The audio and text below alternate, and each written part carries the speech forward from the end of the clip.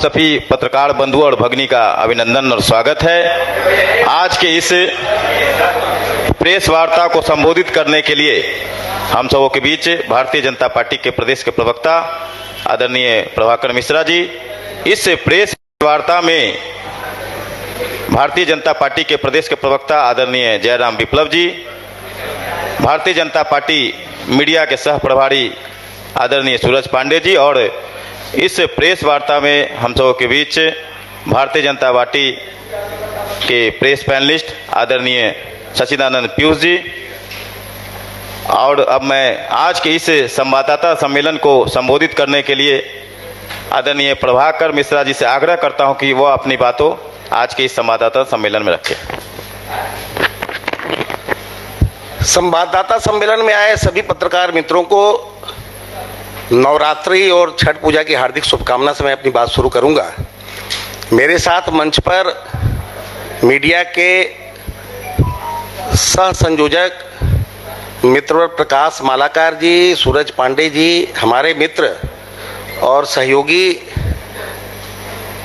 प्रवक्ता विप्लव जी, पैनलिस्ट पीयूष जी। आज जो संवाददाता सम्मेलन में करने जा रहा हूं उसका विषय है पूछता हूं।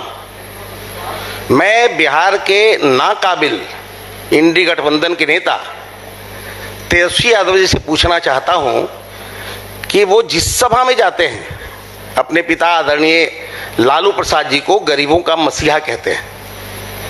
मैं तेजस्वी यादव जी से पूछना चाहता हूं कि उनके माता पिता के शासनकाल में बिहार के सरकार में जितनी निगम थी उन निगमों के कर्मचारियों के वेतन को उन्होंने बंद कर दिया था। 9 साल तक उन लोगों को वेतन नहीं मिला। 35,000 कर्मचारी जो थे निगम के वो भूखमरी के शिकार हो गए। कर्मचारी 35,000 थे लेकिन उनके परिवार के सदस्यों को जोड़ेंगे तो 2,45,000 सदस्य थे जो फाका कसी और भूखमरी के शिकार हो गए। उनकी चिंता उनको नहीं थी, उनका जो वित्तीय प्रबंधन था फेल हो चुका था, कर्मचारियों को वेतन देने में वो सक्षम नहीं थे। केवल गरीबों के मसीहा कहने से गरीब के मसीहा नहीं बनता आदमी।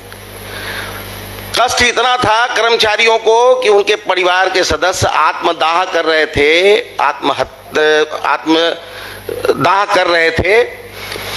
आपको एक उदाहरण देता हूं। चंदन भट्टाचार्य जी 15 अगस्त 2002 को हाई कोर्ट के सामने उसने आत्मदाह कर लिया। वो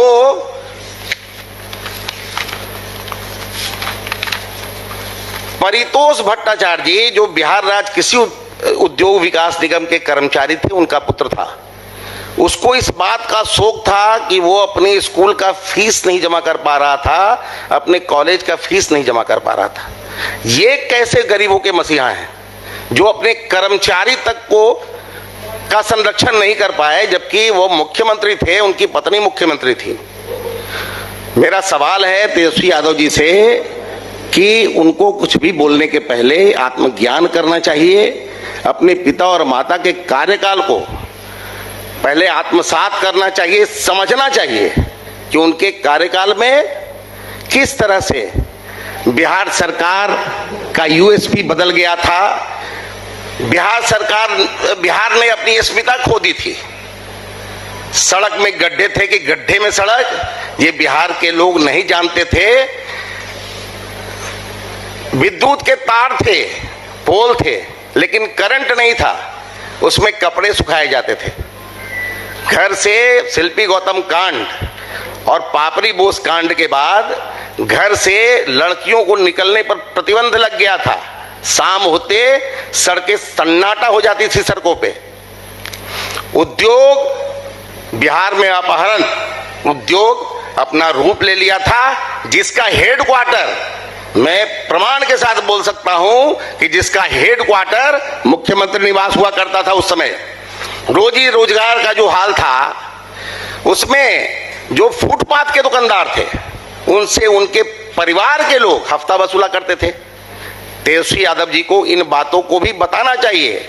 वो जो जहां जहां घूम के अपने पिता को गरीबों का मसीहा प्रोजेक्ट करना चाहते हैं, उनको सच्चाई से बिहार की जनता पहले से अवगत है। बिहार की जनता ने दंश झेला है 90 के दशक का, और किस तरह से बिहार में जातीय नरसंहार, भाई को भाई से लड़ाना और भूरा बाल साफ करो जैसे स्लोगन से भाई को भाई से लड़ाया गया। उस दौर को भी उनको बताना चाहिए कि मेरे पिता और माता के कार्यकाल में बिहार ने अपनी अस्मिता खो दी थी।